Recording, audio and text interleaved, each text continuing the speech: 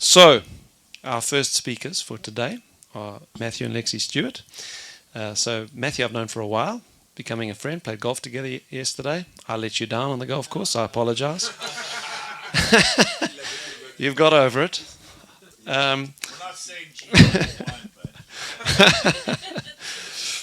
but But they are beautiful people. Got to meet Lexi today for the first time. Lovely to meet you. Married for how many years? 9 years married, and now traveling the world together. They are YouTubers. Go and check them out. Empty Nest. What's it? The Empty Nester Diaries. The Empty Nester Diaries, and they are traveling. They're doing a 90-day trip around the world at the moment because they can. So Matt has been in real estate for 30 years. Lexi was in title for many years and has recently moved into real estate sales, joined Matt in his EXP business, and doing really, really well from what Matt was telling me yesterday. They are Dave Ramsey coaches. Do you know about Dave Ramsey? He's a financial guy. He does financial coaching, gets people to save, gets them to budget. He's a solid guy, and they are, I think, accredited coaches for Dave Ramsey. Not officially, Dave. We went through his program. Okay, you've been through his program. So they are financially wise, and they've managed to set themselves free to be able to travel together. And I want to welcome them to the stage. We look forward to hearing from you. They've got a team of about 160 agents in EXP. So welcome. Thank you. Well, do you get a mic? Is there another one?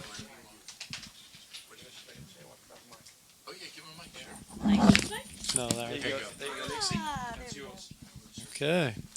Well, hey guys, welcome. Hello. Welcome. So this is the true South African introduction. Oh my gosh. Stewart, Stewart. right? Stewart. It's actually Stewart. It's actually Art, Scottish. Stewart, right? A-R-T. But anyway, hey, super blessed to be here and be in front of you guys. So some of you flew. Anybody do the train? Nobody did the train. Okay, I'd heard outside. You did, Train. oh, you did Okay, the train. okay. I rode High the, speed? Okay, I gotta know because she rode the high I speed, rode and the the high first speed and question I went to had when she Girona came back yesterday. It last was night, I go, amazing. "How fast is the high speed?" She goes, "I don't know." I go, "You mean you got on a high speed goes and didn't fast. even ask?" right? I'm the wonder of the group. I'm like, I could wonder. care less. She's like, "I don't care." Am I getting there? So how fast does it go? Are 300 you kilometers an hour. Okay, so Dang. was that 160 or something like that? It's Amazing. fast. 169 miles per hour. There you go. Awesome. Perfect. Appreciate you. Rob, do you have our? Yeah. Oh, God, you get the okay. clicker. See, hey, gosh. All this tech stuff, right? All right. So, Mathew and Lexi Stewart, we're going to talk to you today, and pretty exciting. I mean, exciting stuff. Budgeting, saving. Super fun. It's everyone's favorite. Like it's like, put these guys up first in this room. It's going to be a thriller, right? I mean, this is going to be great. So hold on. Get your pen sharp. But anyway, so we're going to tell you our story. But you can see from the title that when we came together 9 years ago, 13 years total, but 9 years ago, she had to break up with me for me to finally get a clue that I should marry this woman, right? Yeah, he didn't understand how things work. Anyway, There, he's broken. so we were $100,000 in debt, and then today, per the balance sheet, and net millionaires. So we're going to kind of share with you, and we're not sharing that to brag. Please understand, we are not sharing that to brag, but to give you inspiration. So our humble beginnings, babe. Gosh, why don't you tell them what? Okay, so when Mathew and I first got married, we, like he said, we were $100,000 in debt. I was married before I had 3 kids. At the time, they were all teenagers, and God love this man. Oh my gosh, they're not nice people to him at all. So that was a challenge in and of itself. But we had this enormous amount of debt, and I brought let's see, food stamps to the picture, which is like government aid for food in the U.S. No job. I had no job. I had a bankruptcy on my record. I forgot about and a that. foreclosure. Like I was a hot I mess. forgot about that. So like, yeah, I was quite a catch. I do say so Well, myself. yeah, you had 2 cats and 2 bunnies and a dog, and I mean, you were quite the total package. But I wasn't too much better. I was living in a buddy's spare room, and thankfully he didn't charge me. I probably couldn't afforded it. I was $80,000+ in debt. She had $30,000 in back taxes from a previous marriage, so we were a hot mess. Over $100,000. We were a hot it was mess. Bad. Yeah, And we I had 2. We didn't even have 2 pennies to rub together because no. I had no job at all, and you were barely making any money. So, yeah. Are you inspired yet? So anyway, we got married. Yep. Said, and hey, let's do He this. made me go get a job. What a catch. Like, what do you mean? That's So right. I got a job working in a car dealership with a girlfriend of mine. She took me on. It was my first full-time job since I had kids. So I was like, I don't know how to work. But it was so sad. I don't even know if it was minimum wage at that point. And she was paying me $10 an hour. $10 an hour, which was next to nothing. So working full-time after all the taxes and everything, I think I brought home $1,200 a month. It was tragic. Yeah. And so I was building a network marketing business, multi-level marketing, network marketing, living the dream. I had taken a break from real estate because he said I'd been in 30 years, licensed since 1995. Parents have been brokers for 50 plus years. Mom was the #1 selling agent in multiple counties in the late 80s, early 90s. And so I grew up hating real estate because back then there were no digital signature, there was no texting or FaceTime or Zoom or anything. It was, hey, are you still awake? They counted your counter. We'll swing by. We need your hard signature. Press hard. There's 3 copies kind of thing. And so the next call was to me, and it was me at home. They said, hey, you're going to have to cook your own dinner tonight. We're running a little late. And I said, oh, gosh, again, I hate real estate, right? So I held out till 19, got licensed, and then so basically my whole life, all I've known is real estate. And then in 2012, I was coming out of just a crazy time in regards to the economy crash in 09 and 10 and all that. I said, I'm going to do something different. So I did network marketing across the U.S. and then over into Africa and Nigeria and South Africa and so on. And I remember the night that I made the decision I was going back into real estate. I was in Port Harcourt, Nigeria. They had roving blackouts. There was no electricity. It was hotter than blazes. I mean, you'd lay in bed and just dripping sweat. And it was dark, and something crawled across my leg because I was outside my sleeping bag, and it freaked me out. And I get my cell phone and I look, and there's just probably a cockroach. It felt like as big as this, just looking at me. I went, oh, and I don't know about you, but I get the heebie-jeebies on cockroaches. So killed that thing with my shoe, and I said, you know what? I've had my break from real estate. I need to get back into real estate. I made a lot more money in real estate, got to sleep in my own bed. So came back in, got back into real estate in 2016, which is when we got married. Yep. So I came back in. I had no contacts. I had no database. I didn't have, it was like starting over after the crash of 08, 09. You were starting completely from scratch. Yeah, completely done with real estate at that point, and then came back in. And then we had all the your back taxes and my debts and so on. So $100,000 in debt, great way on the wedding day. But anyway, yeah, and everybody's like, gosh, what do they see in each other? I don't know. But anyway, we saw something. We took a really long honeymoon. People were We like, did. how are you guys doing that? That's a whole other story. Right. So anyway, then we realized things had to change. We said, okay, that's it. I don't want to be in debt anymore. I don't want to owe people, as you can see. And then it took me a while to get my first sale because I was rebuilding websites. I was doing it all on the cheap because we didn't really have any money to hire anybody. So it took about 6 months. Yep. And we were living on her $10 an hour paycheck.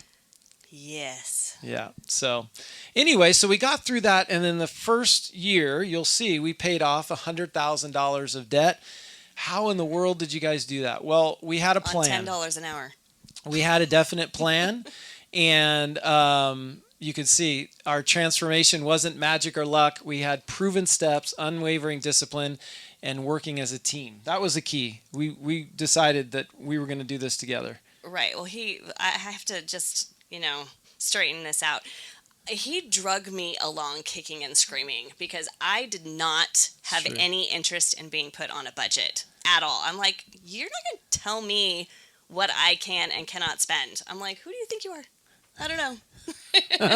So then he drugged me to Dave Ramsey, this training course, and I was like, okay, fine, I'll go listen.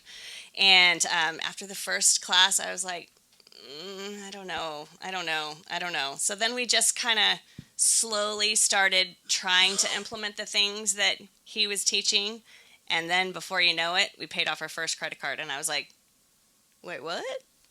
Are you serious right now? We just did that. Okay.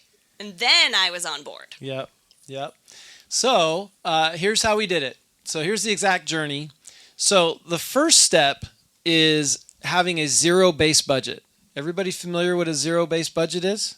Okay. So those that are not familiar, you spend every dollar every month down to zero. You go, wait a minute, how's that? When I say spend, what you're doing basically is you're giving a name to each dollar that you bring in, a name meaning a category where it's going, right? So what you do is you get, there's an app, I'm sure they have it worldwide, called Every Dollar. The Every Dollar app. And it's fantastic. $3 white dollar signs, lime green. Yep. It's fantastic. They have a free version, and then they have the paid for version where you can bring all your expenditures from the bank directly in and so on. Which I highly recommend doing that. It's so much easier because all of your expenses that are in your bank account, you can literally just drag and drop them into your budget, which is so much easier. Yep.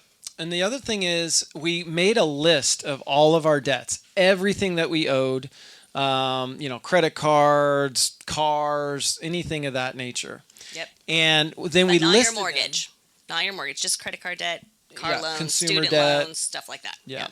And then you list it smallest to largest, not based on the percentage, Interest rate. Interest rate, but based on the size of the debt, smallest to largest. And the reason for that is what Lexi keyed in on. She didn't have a lot of belief in the beginning, in all honesty. It seems so huge to go from, raising 3 kids and all I could look at was like the overall like $100,000. How are we going to do that? Like, $10 an hour job. Like, I'm like, this will that take seems us our impossible. lifetime. So Yeah, so you do smallest to largest, and you really focus in on that smallest debt first because that starts to build your belief muscle. Mm-hmm. And you go, oh, it is working. And then you snowball it. What you're paying on the first, you roll that into what you're paying now on the second, pay that off, and then now the first and second going towards the third, and it starts kind of this hockey stick effect. And we got some serious momentum, and then we were really pulling the same direction, excited.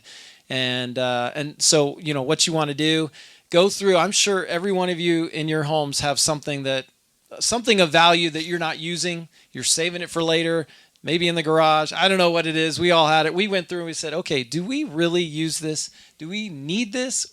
Or is this a want, right? We cut cable. Like we cut everything that we didn't really need because we were so focused on the end game. Then we went and I started getting sales going in real estate, and that really started. We started chunking things and so on. Another key point was once we did the app and you have everything, people don't realize, I bet you guys, unless you're really focused on a budget, you don't have a clue on what you're spending every month. Nope. You're probably going off a feeling. And that's how most people are like, I don't really spend that much. Single mom on food stamps, when we were dating, she was the Starbucks girl. Okay. I said, okay, do you know how much you spend on Starbucks? She goes, oh, I don't know. I think maybe $100, something like that. What was it? I don't want to say. No, what was it? $594 a month. It's crazy.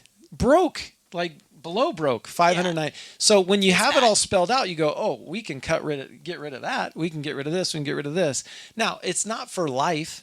You don't have to live that way for life. You're just getting to a point of financial stability. That is what got me through the whole year is like, okay, there's an end. There's an end to this. I don't have to do this forever. Yeah. I can have Starbucks at the end. Yeah, right. Okay, then the other thing is it's super, super important. If you're together as a couple, what have you, it's really important that you meet with your partner and weekly. And one of you is probably Especially a at the beginning. spender, and one of you is probably a free spirit. And or no, I'm sorry, a planner, nerd, yeah. A nerd or a free spirit. The There you nerd go. is the planner, the financial person, the list person. Numbers and Yeah. details, and the free spirit's the Brent spender, is a free spirit. right? Brent's a free spirit, yeah. I have that app on my phone every day. It makes Yeah, no, you are. He's done fantastic. So, but anyway, the key is the planner, The nerd. the nerd, is going to do the budget, okay? And they will come prepared for the meeting. And the job of the free spirit is you got to come to the meeting. Because the free spirit goes, well, you did it, honey. That's Go good. ahead. You That's just, good. yeah, We'll it's just do good. I that. We'll trust just do you. that. You just do it. And that's a cop out. That's a huge mistake. You don't come together as a couple working it through.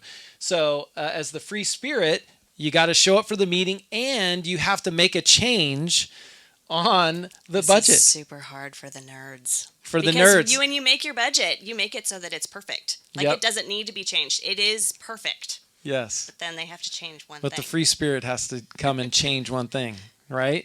And that produces an understanding of each other and money and arguments and talks and so on. It's like really valuable. We had some headbanging fights the first 3-4 weeks going through this, huh? It was rough. It takes 3 months for that zero-based budget to really start to get solidified, where you guys are on the same page, and that's weekly meetings. And then after that, you can start every other week or whatever. But it's a good cadence to have every other week. It really, what came about from it is it really brought us very, very close together as a couple, where we were understanding of each other's ways and our spending and kind of our, fears and so on. It's a weird kind of marriage counseling. I don't know how to explain it, but it really does bring you guys closer together. Yeah, where you're pulling in the same direction, which is great. Okay, so now step number 2, once you have all that and you have everything listed down and everything, well, first off, I missed it. Step number 1 is you need to have an emergency fund of $1,000. I don't care how much money you got or how little money you got. You got to get $1,000 cash. Don't go, oh, well, I can put it on the credit card, or I can have it. It's in an investment. We want to get you out of using credit cards in a big way, because that's what people just default. They just put it on the card. There's no emotional connection. If you had to pay $100 on a credit card versus $100 cash, there's a big difference. Cash You hurts don't a like lot getting more. rid of those, or euros or whatever, right? Like in America, we call it the Benjamins, because it's Benjamin Franklin on the 100. We don't like to get rid of the Benjamin, we like to keep Ben around. So when we were putting our $1,000 together, we did not have access to $1,000. A lot of people, especially realtors, are like, "Oh yeah, I have $1,000 in the bank right now. Perfect." We did not have $1,000. We had to literally go through our house and find things to sell to come up with $1,000. And I swear, my poor children, they thought we were going to sell them because we were selling Yeah, it was literally like, everything. You better be nice to us. Yeah.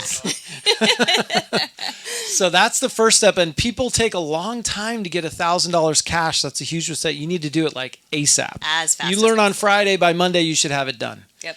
And it can't be like I said, oh yeah, no, we have it in this investment account. No. Cash in your house for an emergency. You blow Yep. a tire, you don't put it on credit card. Oh, Yep. I got cash for that. Yep. We're gonna do cash. Okay. In an envelope, hidden away. Yep. in your Yep. house. So, and then number 2, now that you got your emergency fund of $1,000, now also you're eliminating all other saving and all these different things, investing, retirement, that all gets stopped, because you need to pay off all your consumer debt ASAP. Okay, once you do that, you start living a free life. It's pretty amazing how things start to hockey stick up. So, if you need to have a garage sale, like whatever it is to get all your consumer debts and smallest to largest, okay? I mean, we literally took our budget. When we created our budget, you've got to cut everything. Like you said earlier, we cut our internet so that we had, well, not internet, but Cable. like cable, so that we had no TV other than Netflix. We cut all the apps that my kids had that they were paying monthly for on their phone. We cut our food budget for 2 grown adults and 3 teenagers down to $100 a week, which is like basically $400 a month. It's crazy. Like- We think back, we're like, how do we do that? Yeah, I don't A lot of hot dogs, peanut butter and jelly. We were I don't eating a know. lot We of were beans super and serious. rice I think and the hot other dogs. thing is you got to not care what other people think of you. Don't give a rip what other people think of you. They're not paying your bills. Yep, and we had a They're lot of not haters, paying your and our bills. family thought They we don't were really crazy. care about you. So you got to like fend for yourselves and go, okay, we're doing this. I don't care what other people think. So that was huge. And then number 3, okay, so now you've paid off all your debts, which, by the way, number 2 is usually the longest and hardest step because most people have the debts and it's hard to kind of get that chipped away. But once you've accomplished baby step 2, then you go to 3, which is you want to now fully fund your emergency fund. 3 to 6 months. As realtors, you should have 6 months because the market's unpredictable, sales can be unpredictable, and so on. Then after that, you're going to save for retirement. If you have kids, yes, you're going to save for your own retirement before you're saving for their university because that comes after. So you save 15% for your own retirement. If your spouse is at a, where they get a 401k or something like that and the company matches, then you want to maximize that match. So if they'll go up to 4%, then you do 4% so you get that free money. Okay, so that would bring you up to 8, right? 4 plus therefore is 8. So you got another 7% that you want to put away for retirement. Now, wait. What are they going to do if they don't have their own house yet? Oh, good job. Yeah. So if you don't have your own home, that's going to be put in that category because one of the number one ways of building wealth, actually the number one way, is owning your own home and real estate. So, and we're in the business. So we should be So you guys homeowners, should all be homeowners. being in the business, right? Okay. So then kids' education. And then paying off your home. If your kid's education is funded, you got your retirement at 15%, then you're going to start paying off your own personal residence and get that paid off. Now, I know a lot of you are like, well, real estate, we're going to use other people's money, we're going to leverage, and there is a different path to creating wealth that way. That one comes with a lot more stress, a lot more ups and downs, and if you look at the gurus or the experts, almost every single one of them has been filed bankruptcy or bankruptcy at one point or what in their career. Mm-hmm. Even Dave Ramsey. That's actually what started him on this. Oh yeah. He was worth millions and millions and millions on paper, leveraged to the wazoo, and then the market shifted, and he was super leveraged and all came crashing down. He goes, you know what? I think there's a better way. So, and it's slower in the beginning, but you really get this exponential hockey stick, and you sleep really good at night knowing you have no debt. It's all yours. All right. So then the last step, once you get your home paid off, now this is where you really experience that wealth creation like nothing else. And this is something that Lexi and I kind of came up with is basically just dividing your income by thirds, right? You'll live on and spend 33% of your money. You have really very little outflow of money at this point because it's all paid off. You pay cash for things. And then you're saving and investing. That 33% can be quite sizable and grows. And then, have a spirit of giving. Reap what you sow. Like, give it out, bless other people, and so on, right? So we actually have that as the largest of the three. It's 34%, right? So, all right. And then that was the end of the slideshow. Well, but go ahead. I was just going to add one more thing, and maybe this is what you were going to say. As realtors, realtors are notorious for being terrible at paying for your taxes, saving for taxes, right? So of that money, those thirds, that's after you have set money aside for your taxes. So you set money aside for taxes first, then with the remainder, you cut it into those thirds. Yeah. In 30 years in the biz, and Brent can affirm this, I mean, how many realtors have we run into and talked to?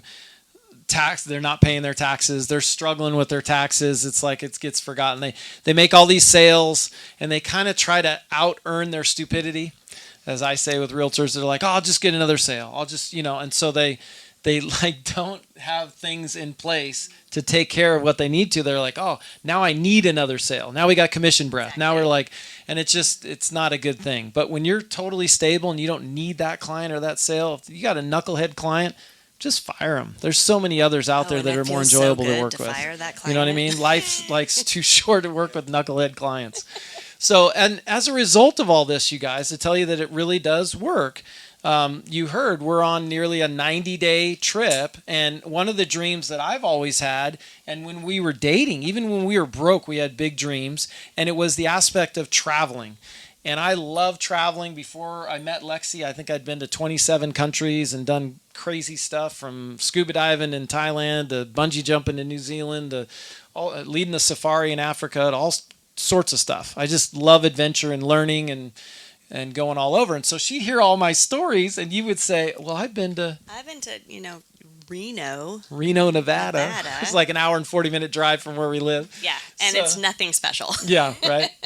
So I said, okay, well, do you want to travel? And she's like, heck yeah. Yeah, I want to travel all over the world, everywhere. Right? Okay, but I have to caveat all this. So when we were dating and when we first got married, he would always ask me well, what are your dreams? What are your goals? I'm like, I don't know.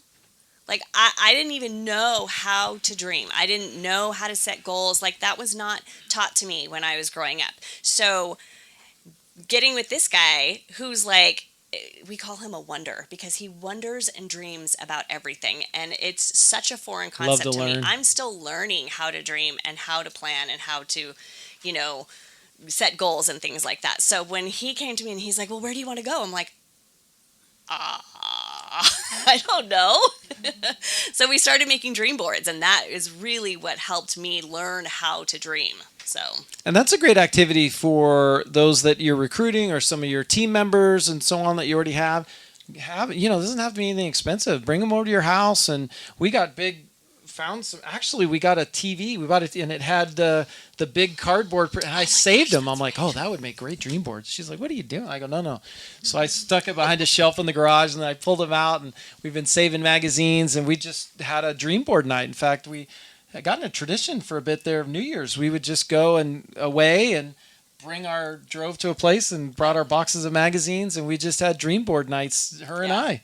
Each made one and compared them. Several of them hanging all over our house. It's about 4 or 5 all over our house. So anyway, so then I said, okay, I don't know a ton about YouTube, but done is better than perfect. That's what I've heard, right? Just start. Just do it. Take action. So I said, babe, we're doing it. We're going to travel. I'm going to plan vacations, and we're going to do a YouTube channel. And now we're, 200 and something videos later. And so we're doing, I'll end with this. I'll leave with our itinerary. So we're 5 days in Scottsdale before we came to you, 5 days in Orlando. And we flew to Barcelona. We've been out seeing Barcelona. And this wonderful city. We love it and here. shooting It's video. so beautiful. And then on Monday, we get on a cruise, and we're doing a Mediterranean. We're going to go to Nice. A lot of France, right? So we're going to go to Nice and Corsica. And anyway, we're going to end up in Rome. We're ending up in Rome, yes. Yes. Okay, this is the real deal. Okay. So we're going to end up in Rome, then 4.5 days in Rome. Then we're renting a car and driving up through Tuscany, and 2 nights Siena, 3 nights Lucca, 2 nights Florence. Take the fast train up to Venice. No, not this trip. Not this trip. Next trip. Next trip. Many more places. Yes. Also next trip. Yeah. And Portugal. So then 2 nights in Venice, and then we fly to Istanbul, Turkey, then Miami EXPCon. Anybody going to EXPCon? We're going to go to EXPCon. Then we go and visit Puerto Rico with our buddies here. Stay a couple weeks there, and then back down to Florida and the Florida Keys. And then we fly to St. Louis to do a business planning workshop for some of our group team members in St. Louis. And then a week in Branson, Missouri. You go, Branson, Missouri. Well, it's fantastic golf. It's a golf destination. And they have a resort that it's like over 4 million Christmas lights. She's really into Christmas. So they go all out. The whole thing's decked. So yes, I'm very excited. So there you go. So anyway, hopefully that inspires you a little bit. That you can do it, get debt free, get that hockey stick effect, and just live your dreams. It's awesome. Thanks, you guys.